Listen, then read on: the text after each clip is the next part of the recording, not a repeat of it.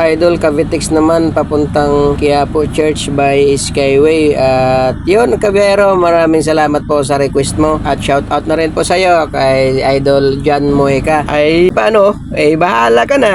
So ito mga kabiyero, at sa mga nagtatanong din po, sundan nyo lang po yung video natin para magkaroon po kayo ng idea tungkol sa kalsada. So yun, palabas na po tayo dito sa Parañaque Toll Plaza mga kabiyero. At dire-diretso lang naman po ito. At sasampa po tayo sa Skyway mga kabero. Kaya yun, sundan nyo lang yung video natin at pakishare na lang din po para makatulong din po sa iba hindi pa nakakaalam. At yun nga po mga kabero, galing po Parañaque Toll Plaza, manggigilid po tayo sa kaliwa. Pag nakita na po ito natin itong naiaaks at pasampa po ng Skyway. Kaya yun, magraramp na po tayo rito mga kabero. Baybayin lang naman po natin to, at paglabas po natin dito, manggigilid naman po tayo sa kaliwa kasi yung sa kanan po, punta po yung Terminal 1 and 2. At dire-diretsuhin lang po natin to, at marami naman po ako ng video na naipost na rin dito. Siguro po may mga idea na kayo.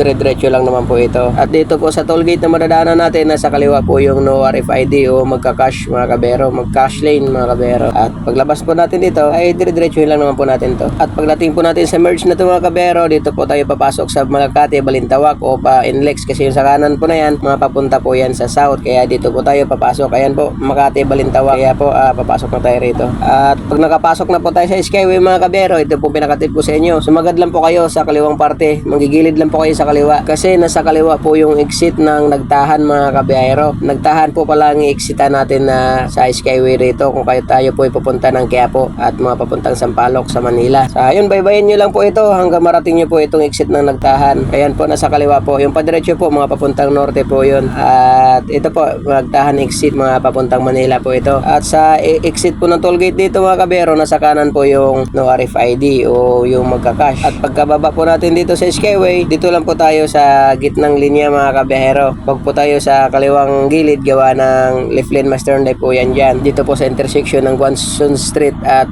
Quirino Avenue mga kabiyahero. At pag nakasampa na po tayo dito sa Mabini Bridge, manggigilid naman po tayo sa kanan kasi hindi na po tayo sasampa sa flyover ng Nagtahan. At pagkababa po natin dito sa Mabini Bridge mga kabiyahero, may ginagawa pa po yung Maynila dyan. Dito lang po tayo manggigilid mga kabiyahero. Yung sa kaliwa po, mga papuntang Sampaloc po yan, bayan Nagtahan po. Nagtahan flyover po yan.